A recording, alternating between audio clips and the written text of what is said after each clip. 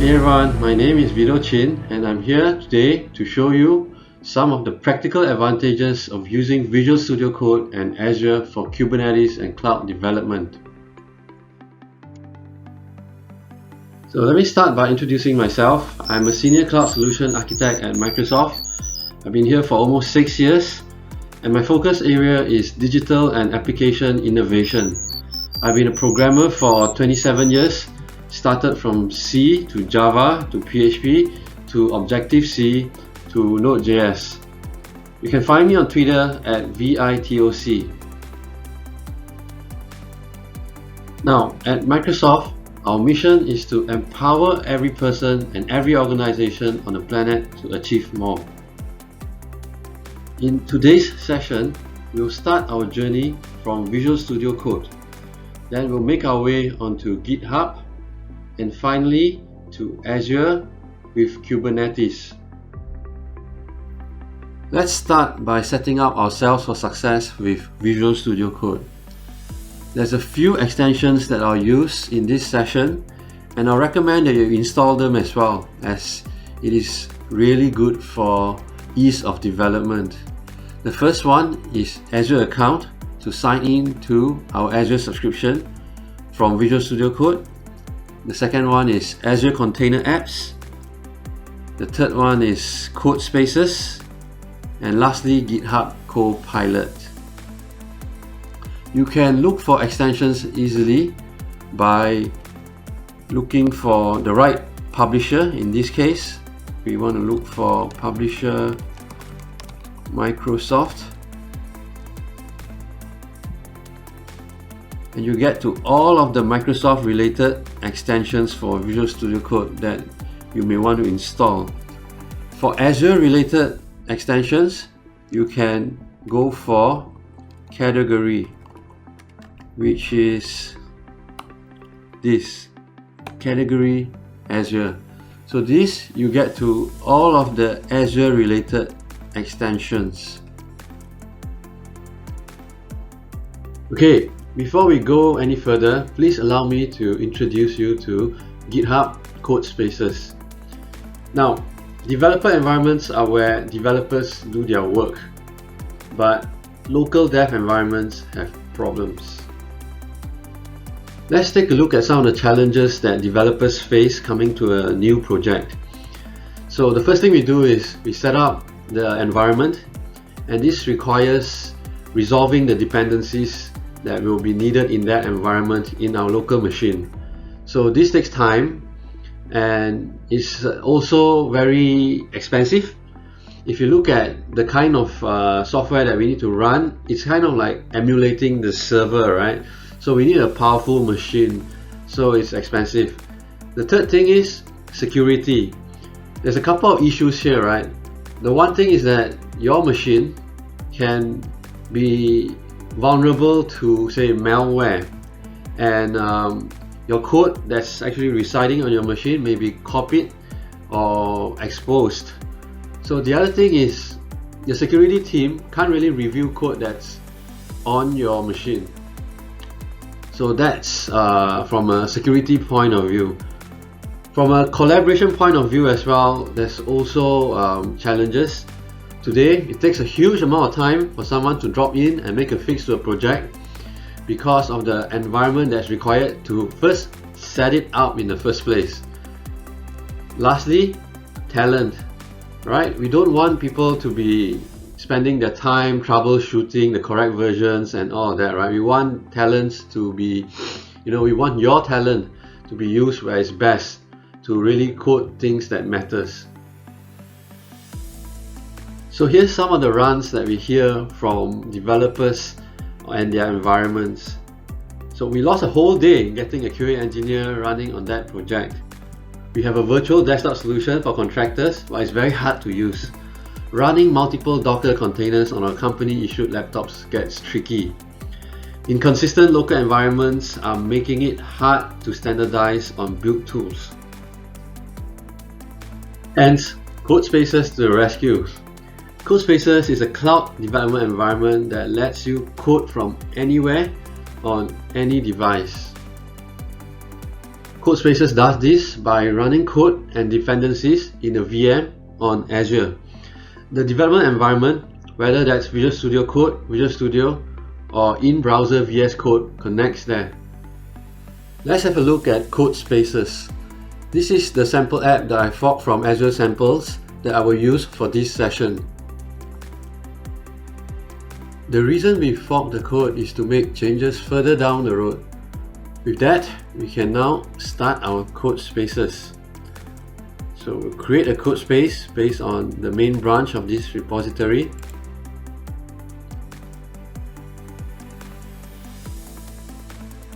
And you'll take a little bit of time, not too long. Okay, it indicates that the image had been found and the container to run the development environment had been built. Okay, now that's the CodeSpaces started. The code space that we started, as we've just seen, lives within a browser. We can also connect to a code space through a Visual Studio Code client as well. The code remains on the cloud. The idea is to be able to develop from anywhere, and that can mean in a remote location or from any particular device, or from a laptop that's more of a dumb client rather than something that's fully configured. That is really about providing the premier developer experience in a flexible way. The other idea is developer velocity. You can't achieve this in any other way. With a code space, a developer has an environment ready to go that they can pick up right away. Switching between tabs to go between projects instead of spending literally hours to spin down one project and then spin up another one. And onboarding and training will go much faster as well. CodeSpaces also allows secure development from any device. You can revoke access at any time, knowing that revocation truly results in loss of access to protected resources.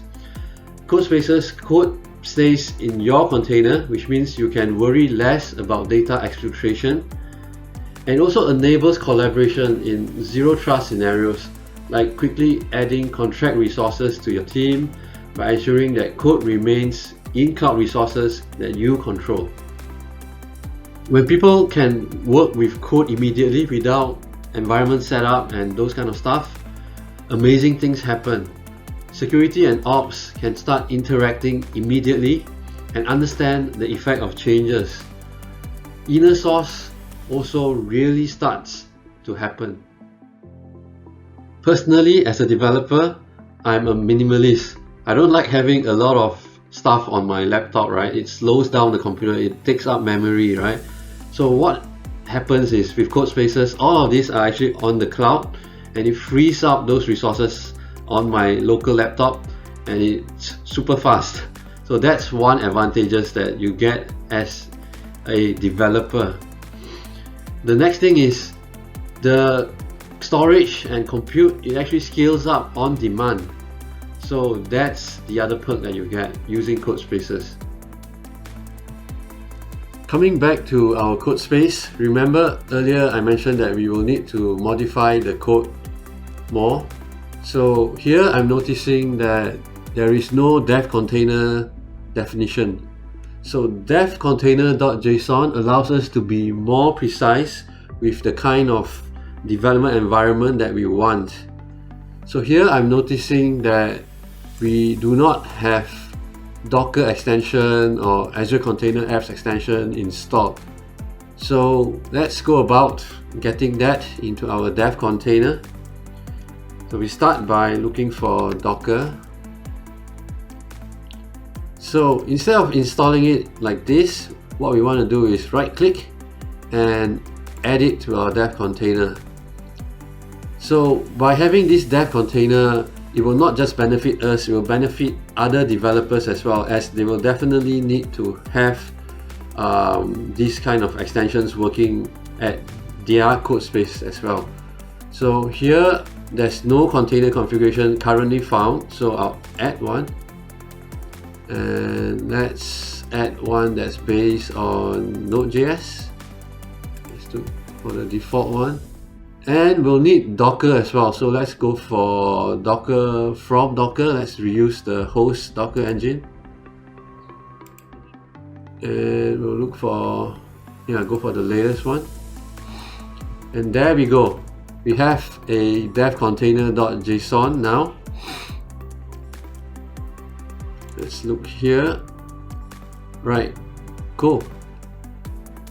Within the dev container.json definition, we will now see that the Docker extension had been added to the list of extensions. These are the extensions that will be automatically added when we turn on our code space the next time. And we have Docker from Docker as a feature as well. Now let's commit our code and see how it can benefit the next developer. So let's add to git and commit and push. Okay, so let's have a look at how the next developer can then see this extension already added when they turn on a new code spaces based on this repository.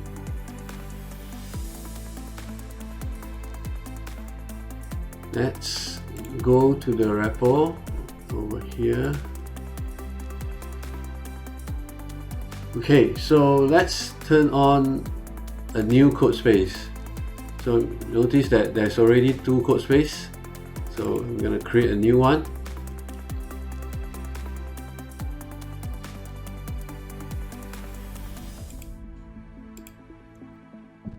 So again, it's going to build the container again.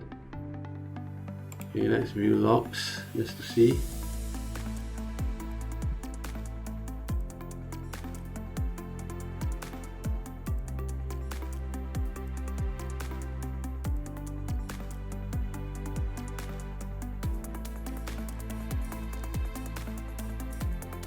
So you notice it takes a little bit longer. It's setting up the necessary Docker, and okay, now it's done. Yeah, container started. Okay, now it's saying that Docker from Docker is not a V2 feature. Okay.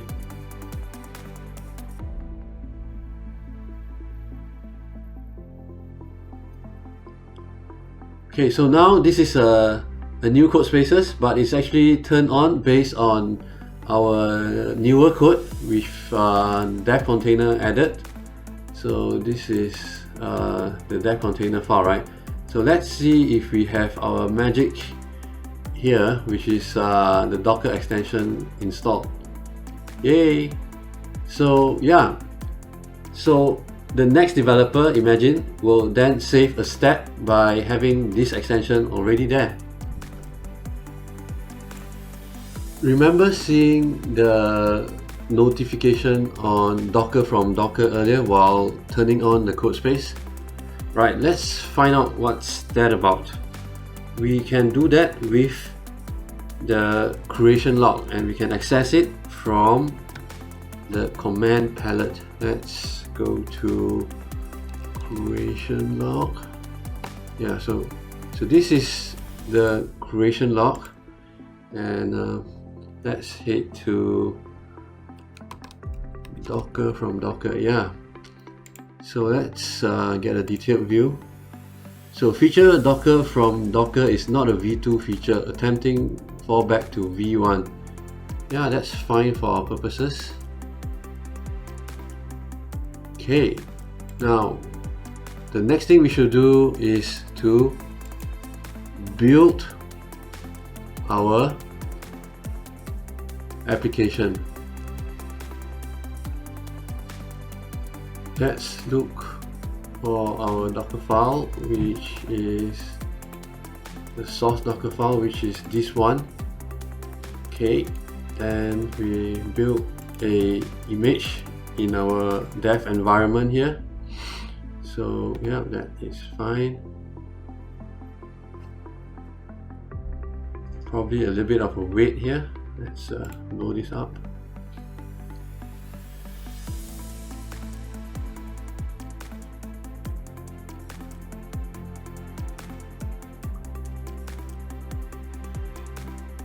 Okay, that's fast enough.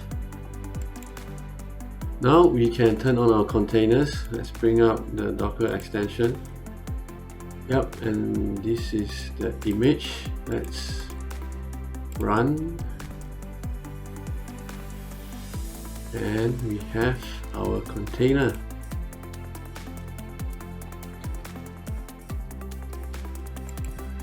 Now let's have a look at our API.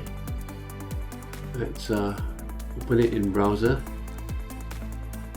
Yeah, as you can see, Visual Studio Code will set up the port forwarding as well, and the authentication as well if you run it through Visual Studio Code. And there you have it, our API.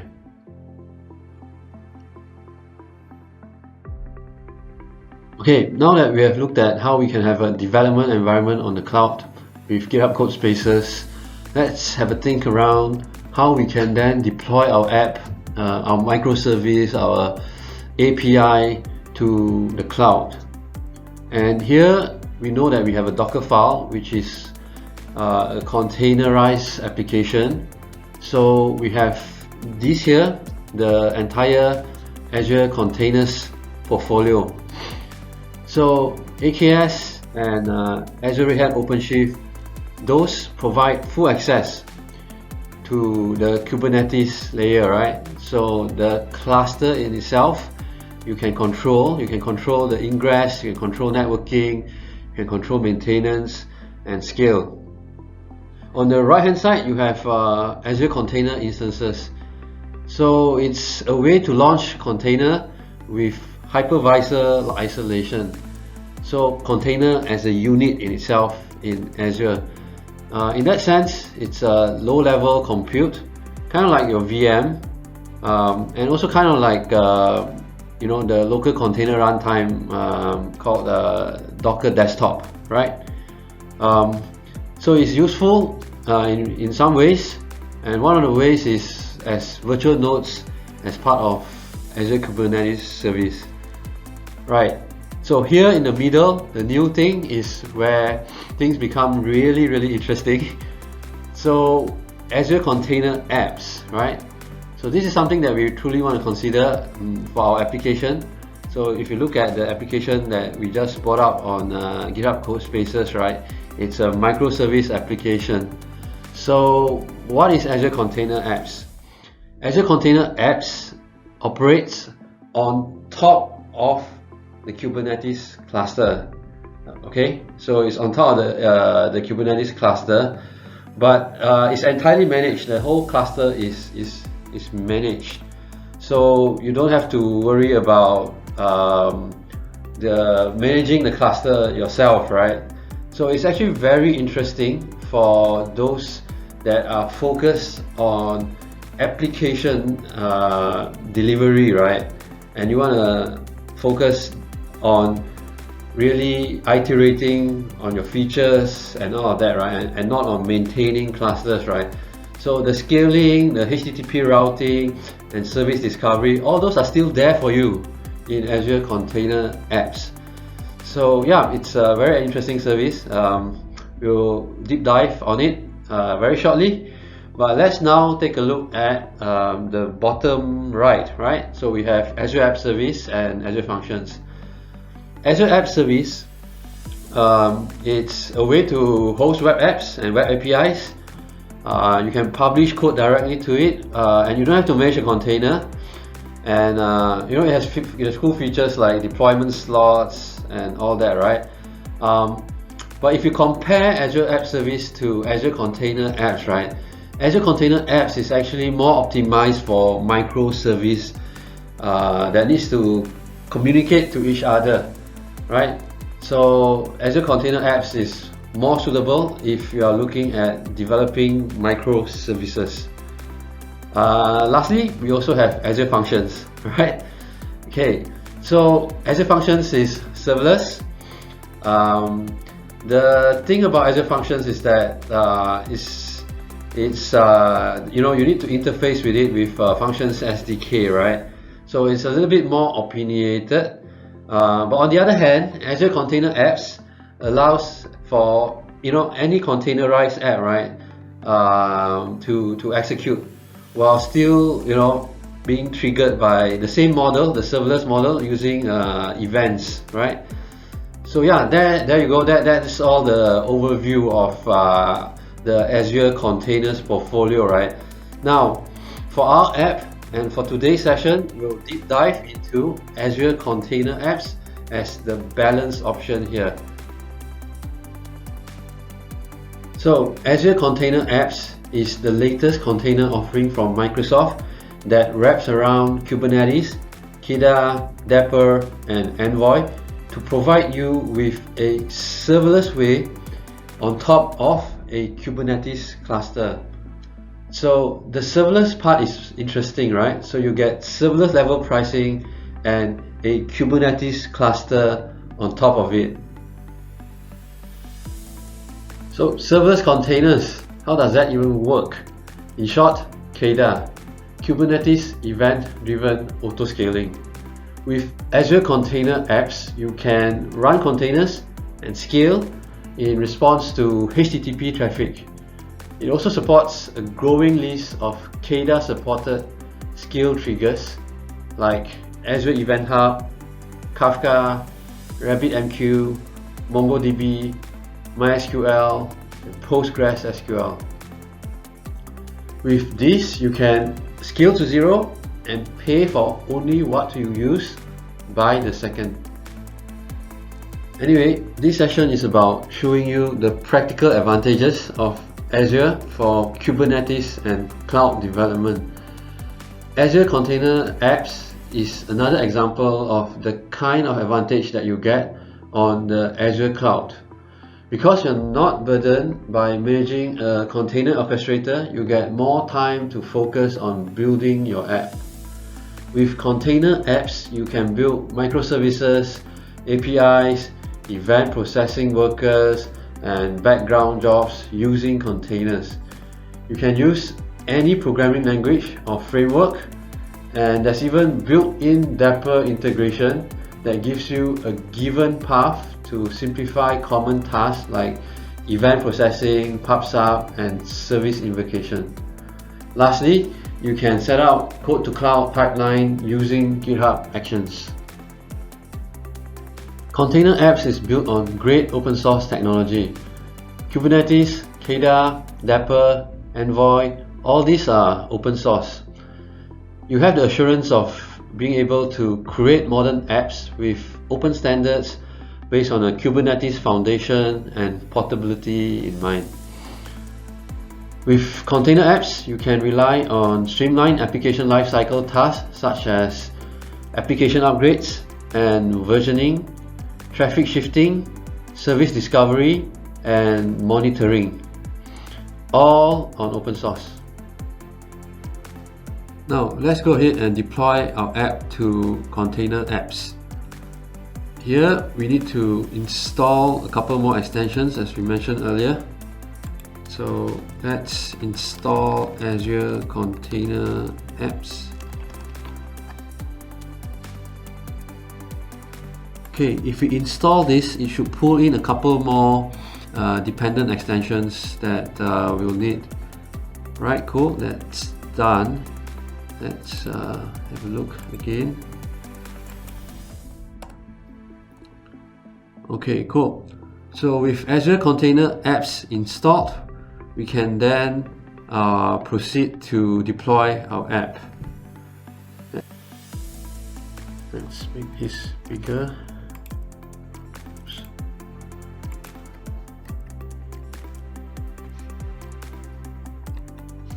Okay, so first thing we do is sign into Azure. Let's go here and sign in.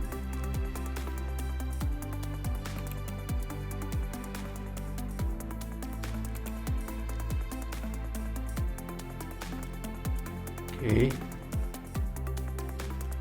We'll need a container registry to hold our image. So let's create one. Registry and create registry. Azure. Let's give it name.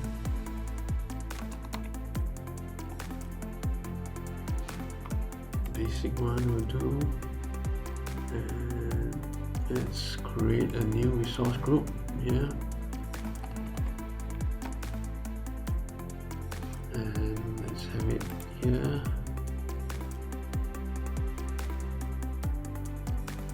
Okay, cool. So yeah, so we are doing this within Visual Studio Code. So we are doing all of this within just this environment, right? Okay, so now we have successfully created the registry. We will now be able to see our registry from here. Okay, so vdemo rack.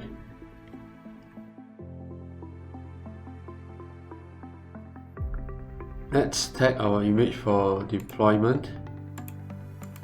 Let's go here, tag,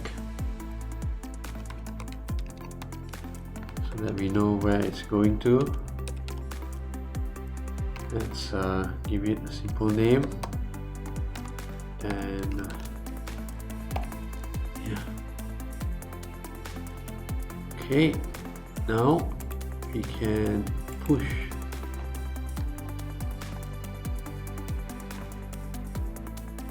Click, push. Right, that's okay. And we'll begin pushing.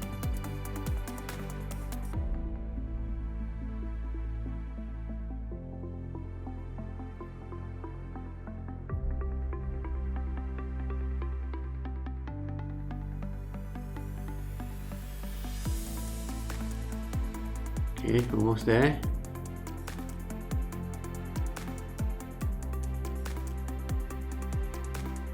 Right, done. You will be able to see our image here. There you go. Next, we'll need to create a container apps environment. So we'll go here, and yeah, from here we can see that I already have one environment, but let's create a new one for demo purposes. So we'll create a new container environment, and I'll call it vdemo env. Okay.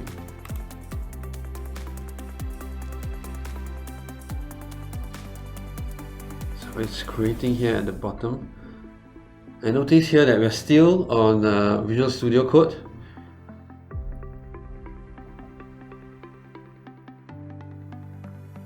Okay, almost done. And we're done.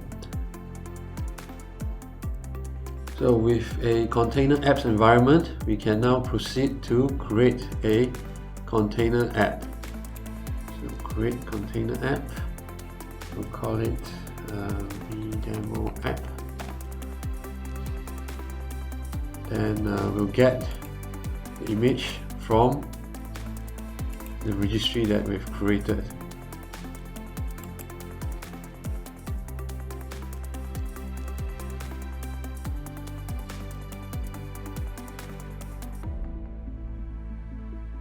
Okay, it's getting the repositories. Yep, this is the one. We should get the tag that we want. We'll skip this for now. Yes. Okay, once our demo app is up, we can then take a look at our API on the cloud. Let's just browse here and open it up. And there you go, we have API. Earlier you saw that we created a container app environment first. So this is what an environment is. Environments define an isolation and observability boundary around a collection of container apps and is deployed in the same virtual network. So this is useful for situations where you are managing related services. So the container apps can talk to one another. So for example, in situations where you're using Dapper, this is also very useful. Now, if you need container apps to be isolated, then you need to create a separate container apps environment. The next interesting aspect of Azure Container Apps is GitHub integration. If you use Azure Container Apps, you should use GitHub Actions to publish revisions to your container app. As commits are pushed to your GitHub repo, a GitHub action is triggered which updates the container image in the container registry. Once the container is updated in the registry, Azure Container Apps then creates a new revision based on the updated container image.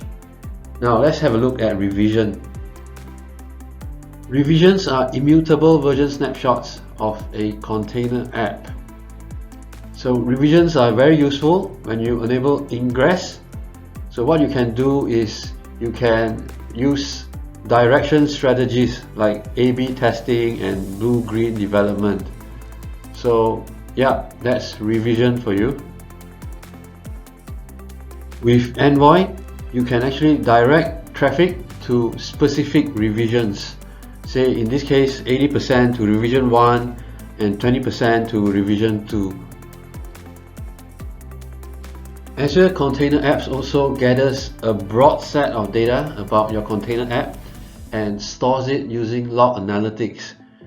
You can then use the Azure CLI or Azure Portal to run queries against your log analytics workspace and visualize the result.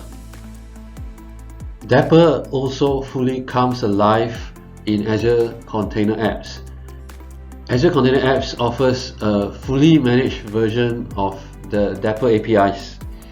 So with Dapper in Azure Container Apps, Sidecar can be enabled to run next to your app instances, and this provides a rich set of capabilities and productivity gains. Here we see a service-to-service invocation between two container apps. You can learn more about Azure Container Apps or try it yourself at azure.com. Now, before I go, I just want to talk a little bit about how the future will be defined by accelerating innovation. Today, we talked about our latest innovation on cloud native and open source and shared exciting news about the next generation of containers and serverless apps that empower every developer to take advantage of flexible choices to create microservices applications on Azure. Can't wait to see what you build.